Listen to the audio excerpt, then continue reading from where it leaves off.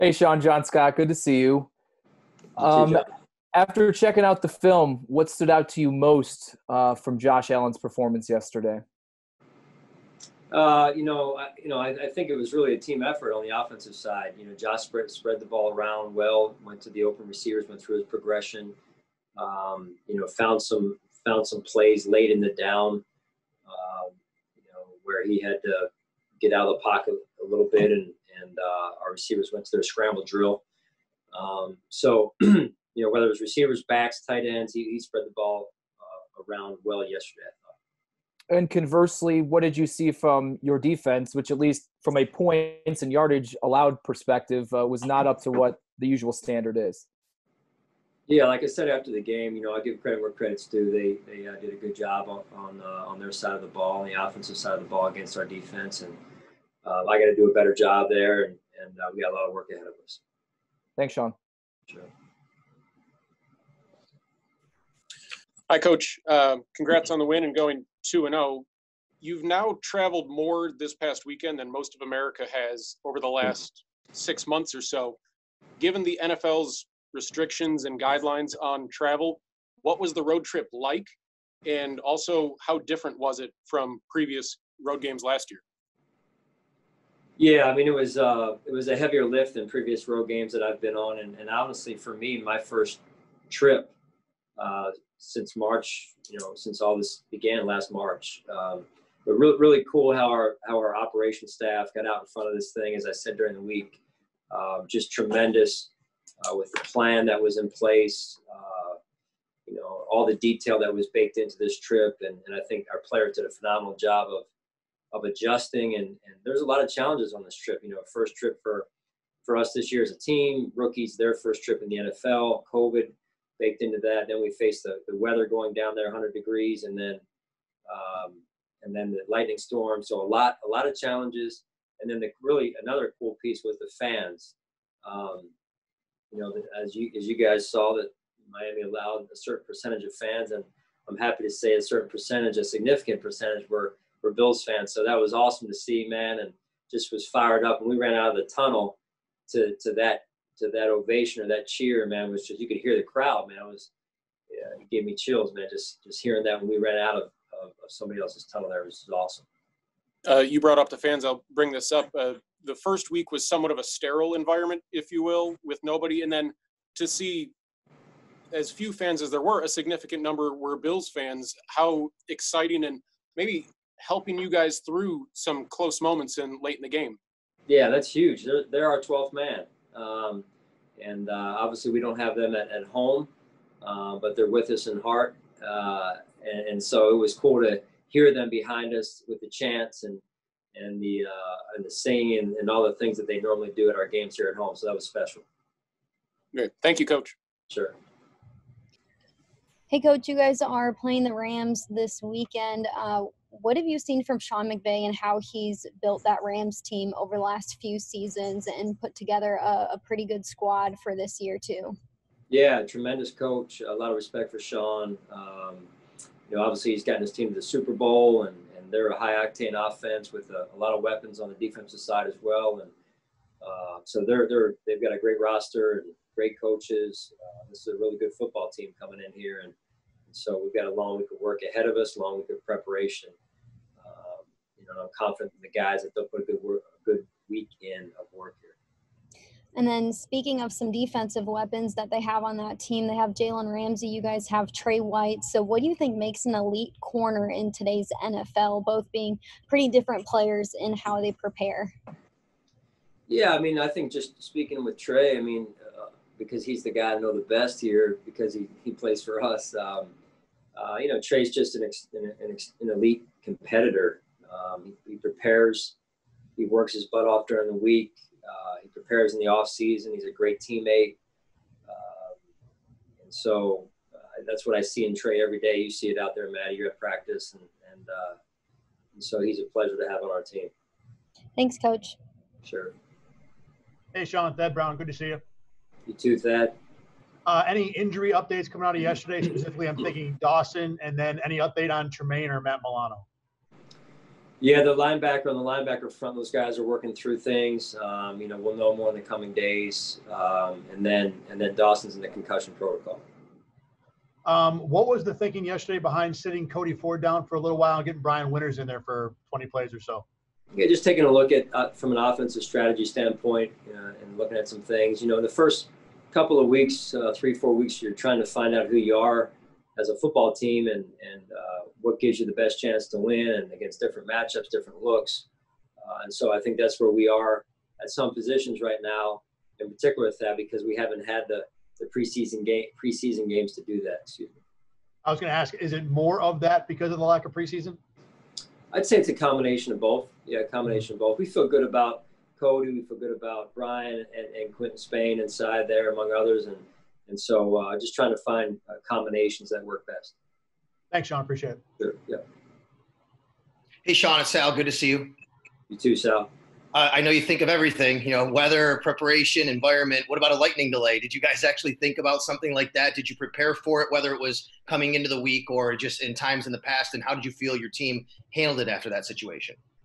Yeah, well, it was discussed. I can tell you that we have a good feel, going to Florida, what could be the case with weather down there and those afternoon thunderstorms. And I can tell you, I walked downstairs in our on the first level of our building here last week, and there was literally a conversation going on about a weather delay. And so I was just, our staffs, they were great. They were on top of it, and that's the plan we put in place when we went inside. Okay, thanks. Sure. Hey, Coach, Dan Fates in Rochester. Josh only ran the ball twice, and on his first carry of the game, ran 16 yards and slid. And John Feliciano was actually tweeting during the game, and he kind of said he was so happy that he slid. On his second rushing attempt, he didn't slide. He took on Kyle Van Noy pretty much head on. Twitter and Bills fans loved it. What was your reaction to seeing your quarterback take on a linebacker, especially with how well Josh is playing and how well this offense is clicking?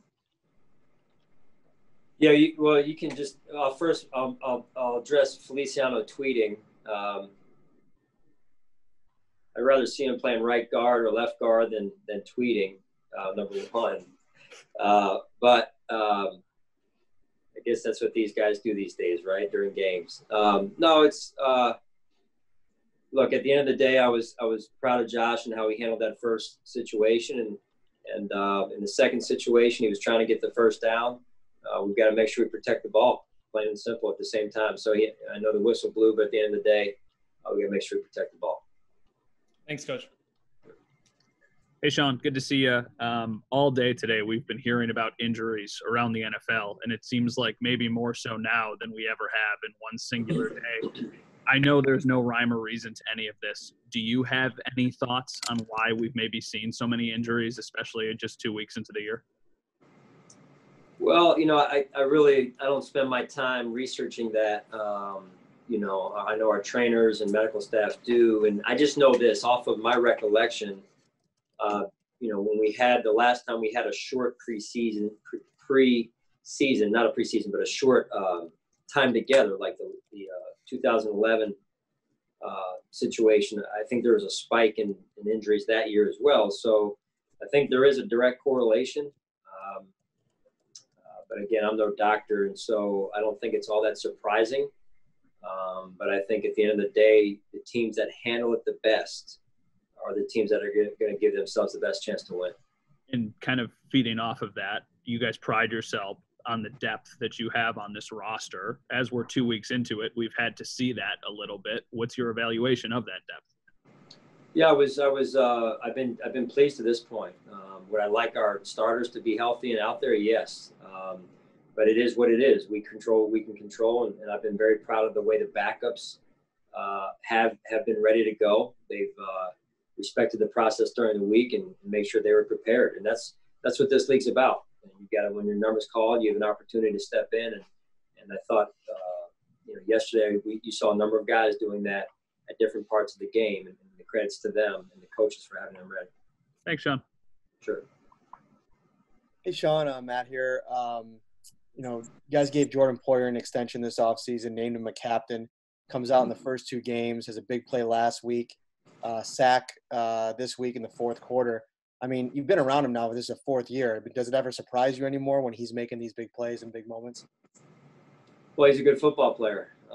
He does a lot for this football team, very unselfish, and it's been fun to watch him grow and develop. I think, Jordan and Micah both are real, to me, a real joy to work with, be around. They're unselfish, good team guys, and I can't say enough about the two of them together. And now that you got a chance to watch the film, how do you think Tyrell performed starting at middle linebacker for you? Yeah, in terms of the earlier question about the backups being ready to go, I thought Tyrell was very active in the game. He's come a long way in a short amount of time here. Last year, not suiting up, to my knowledge, for a game, if my memory serves me correctly, and to come in the second game of the year start and play the number of snaps that he played, he really did some good things. Now, a lot of work remains, and I think that humble and hungry approach will serve him well as he moves forward here. Thanks, Sean. Sure. Coach, good afternoon. Mookie Harkins, Waffle Sports 1080. Good win yesterday. Thanks, Mookie. Appreciate it. Now, you got a third of the division, pretty much locked up. You got 6 division games right now. You're 2-0. The job that your staff is doing right now, I mean, how much do you appreciate the job that these guys are doing so far so good this year? Yeah, man, I'm very fortunate to be around a great staff. My dad, being a football coach, always said, you're only as good as your staff. And I think that is so true, man, right? So I'm very fortunate and to be around good players also. I mean, I'm a lot better coach when we got good staff around me and good players. So very fortunate, very grateful for it. Man, you took the words right out of my mouth. The great Al Scott told me that as well. I'm trying to beat this guy. And he's like, you know what? You never beat me. You never win the championship until you got a staff.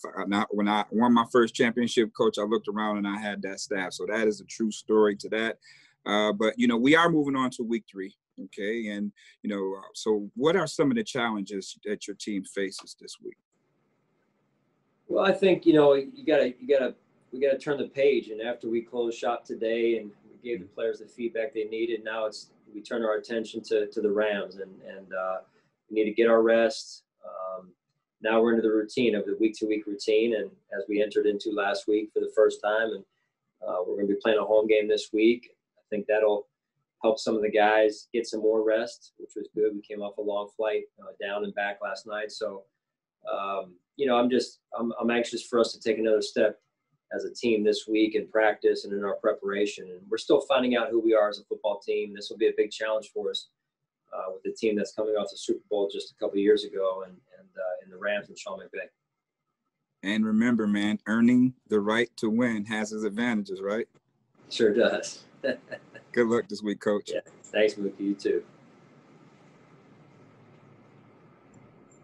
Hey, Coach. Adam Benini, WGRZ TV.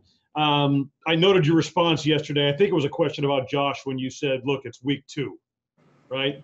But when you hear that stat that came out after the game last night, I think it was Pro Football Reference, 700-plus yards, 6 touchdowns, no interceptions, 4th QB in NFL history, with Manning, Brady, Mahomes. To hear him mention and to see him produce that way, what's your reaction when you've seen it and now you've heard that stat? Well, I think it's humbling anytime your name's mentioned in that company, right? And Josh I can't tell you how proud I am of him. Just the way he's approached his off season, the way he's approached training camp. I'm talking about Adam, and then the way he's approached the early start to the season. Very humble approach, very hungry approach, and very team first approach, which is, I think, it's a great foundation from which to build on. And listen, as I said yesterday, 2 games into the season, we all, including myself, have to continue to improve and evolve and grow. I'm real happy with his start to this point. Thank you. Sure. Hey, Sean, Josh Reed here. In the second half, yesterday's win, Josh and John Brown it looked like maybe they weren't on the same page on a play, and he just missed them. Very next play, Josh comes right back to John Brown and it lays that big touchdown. What does that say about kind of their chemistry together, knowing that Josh it would go right back to them. Yeah, I mean, it's huge, and it's really cool to watch these guys work in practice. And, I have a chance to, stand behind the offensive huddle and watch as plays unfold and the conversations that go on in between plays where Josh or the receivers or tight ends or backs will follow up with him or he'll follow up with them. And even from the protection standpoint with the offensive line. And then even last week, I remember vividly, the defense was taking the field to get their work in, and the offense was going off, and Josh was having a conversation with one of the receivers just to follow up. And that detail of being on the same page is so important because that's what leads to high level of execution. Something similar, kind of follow up on that. In the first half, he throws a ball that's pretty challenged, but it goes to Diggs. And is that one of those scenarios where it's, hey, we feel like our receiver is better than your defensive back. Josh is going to give Diggs a chance to just go win that ball. Well, yes and no. I mean, I think the DB that was sitting underneath did a good job of falling off into the zone, and then Diggs went up and made a great play. And so give credit where credit's due. So sometimes we're going to make some plays. Sometimes they're going to make some plays. And listen, no one's perfect, but I think at the end of the day, real proud of the way the guys had that mentality, that winning mentality in the fourth quarter, and no one flinched, and it was a great team win.